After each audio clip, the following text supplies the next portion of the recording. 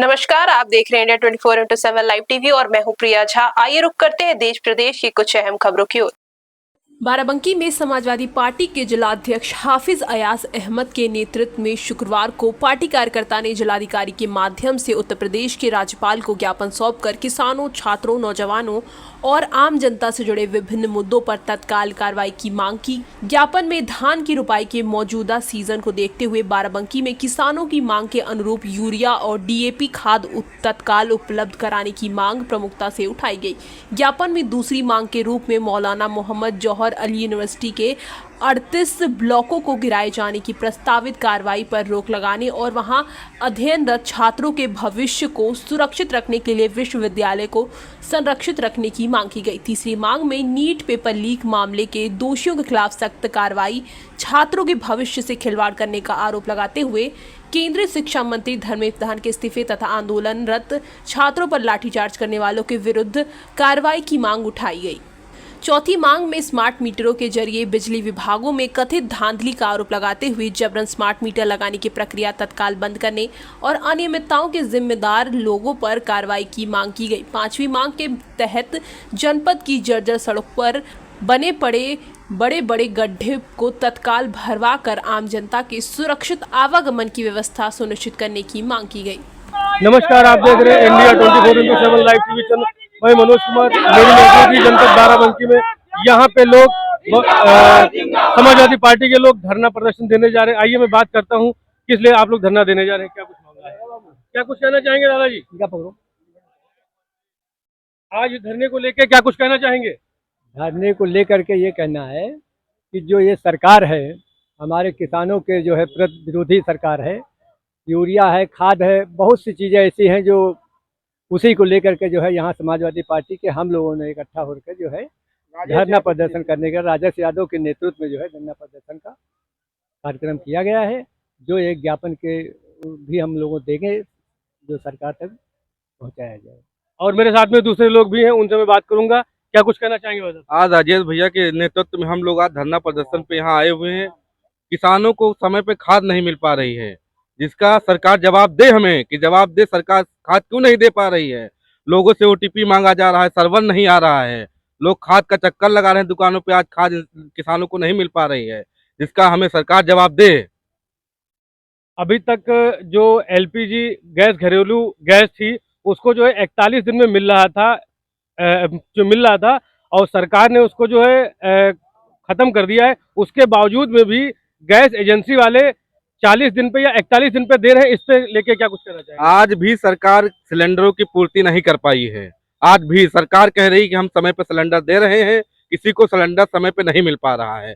लोग परेशान हैं, एजेंसियों के चक्कर काट रहे हैं, अधिकारी बैठ के वहां पे बता रहे हैं ये करना वो करना, कोई काम नहीं हो रहा है। कोई काम, किसी को सिलेंडर नहीं मिल पा रहा, किसी के घर खाना नहीं बन पा रहा है। लोग परेशान हैं, तब के परेशान हैं। सरकार इस बात को नहीं सुन रही है, इसलिए आज हम लोग धरने पे बैठे हैं। हमारे साथ यादव जी, इस धरने को लेके क्या कुछ कहना चाहेंगे? देखिए, ये सरकार बहुत निकम्मी है। आम जनमानस को जो चीज़ें जरूरत है उसका शॉर्टेज चला, चाहे डीजल ले लीजिए, चाहे पेट्रोल ले लीजिए, चाहे गैस ले लीजिए, चाहे यूरिया ले लीजिए, चाहे डाया ले लीजिए। ये सरकार पूर्णतः गरीबों को ही परेशान करने के लिए बनाई गई है और ये सरकार गरीबों को, गरीबी नहीं मिटा रही है, गरीबों को मिटा रही है। ना किसानी होगी, खाएंगे क्या लोग? जब खेती में, अब सोच लीजिए, जहाँ 3-4 बोरी यूरिया पड़ती थी वहाँ पे 1 बोरी यूरिया देने का ये सरकार बता रही कि 1 ही बोरी यूरिया मिलेगी फार्मा रजिस्ट्री बनवाने के बाद। तो बताइए किसान क्या करेगा, कैसे पैदावार को अपनी बढ़ाएगा? और सुनो, जो चीज़ों को समाज में आवश्यकता नहीं है, आप दारू ठेके पे चले जाइए, दारू की बोतलों पर ये नहीं है कि आप फार्मा रजिस्ट्री लेकर आइए, 1 बोतल ही 1 दिन में मिलेगी। वहाँ पर आप जितनी चाहे उतनी ले जाइए, क्योंकि वहाँ सरकार का फायदा है।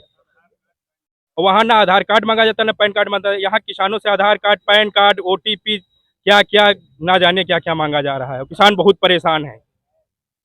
मेरे साथ में दूसरे लोग भी हैं, मैं बात करूं उनसे। आप क्या कुछ कहना चाहेंगे? सबका साथ सबका विकास कहने वाली सरकार सबसे पहले तो विकास को ही खा गई। और रही सबके साथ की बात, तो सबका साथ ऐसा दे रही कि गरीब जो है मरने पे मजबूर है। ना खाद मिल रही है, ना यूरिया है, ना डीएपी है। डीजल और पेट्रोल का आलम यह है कि मिलावटखोर साले उसमें भी उत्पन्न हो गए हैं। नितिन गडकरी जी हैं सड़क परिवहन मंत्री और संभाले हैं पेट्रोल मंत्री का पूरा दायित्व। पेट्रोल में एथेनॉल मिला करके गरीब मजलूबों, किसानों की गाड़ियों को खंजर करने का काम ये कर रही है सरकार। इतनी निकम्मी सरकार है और डीजल में ऐसे उड़ान लाने जा रही है। मतलब पेट्रोल गाड़ी तो खा ही रहे हो, जो डीजल गाड़ियां जिनके पास है उनकी गाड़ियों को खत्म करने का काम ये देश की सरकार कर रही है। और देश की सरकार न छात्रों के साथ है, न व्यापारियों के साथ है, न किसान के साथ है। तो इन लोगों से पूछने का विषय ये है कि ये है किसके साथ? सबका साथ सबका विकास सिर्फ कहते हैं, मित्रों मित्रों करते हैं, किसी को मित्र मानते हैं, आते हैं रात में रेडियो पे मन की बात सुना के चले जाते हैं। उनकी मन की बात सुनने के लिए हम तुम बैठे हुए हैं। अरे भारत देश ऐसे नहीं चलेगा। जो 70 साल कहते हैं ना कि 70 साल कांग्रेस ने क्या किया, 70 साल जो कांग्रेस ने किया उसको बेचने का काम भारतीय जनता पार्टी ने किया। ऐसी है भाजपा की निकम्मी सरकार। उनकी सरकार में तो ये था कि बेटी बचाओ बेटी पढ़ाओ, बेटी न बेटी पढ़ रही है न बेटी बच रही है, न बेटी बच रही है। बस ये हाल है कि बेटियों के कपड़े फाड़े जा रहे हैं। ये चल रहा है।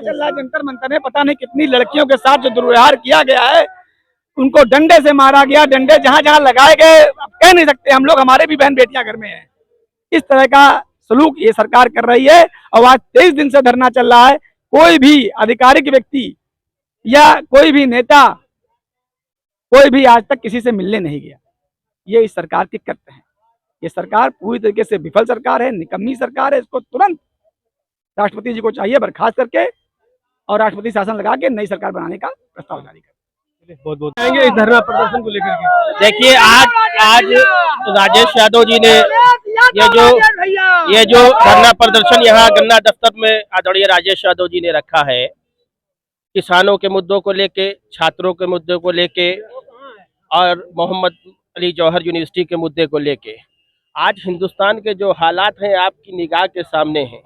जो बात समाजवादी पार्टी मुसलसल ये कहती चली आ रही थी कि भारतीय जनता पार्टी का जो एजेंडा है वो एजेंडा है हिंदुस्तान को गुलाम बनाने का।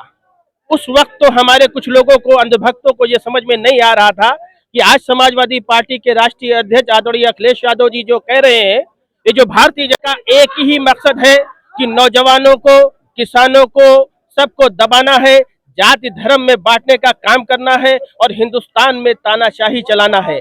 आज हमारी देश की जनता ये जान चुकी है, जात और मजहब से ऊपर उठ के आ चुकी है।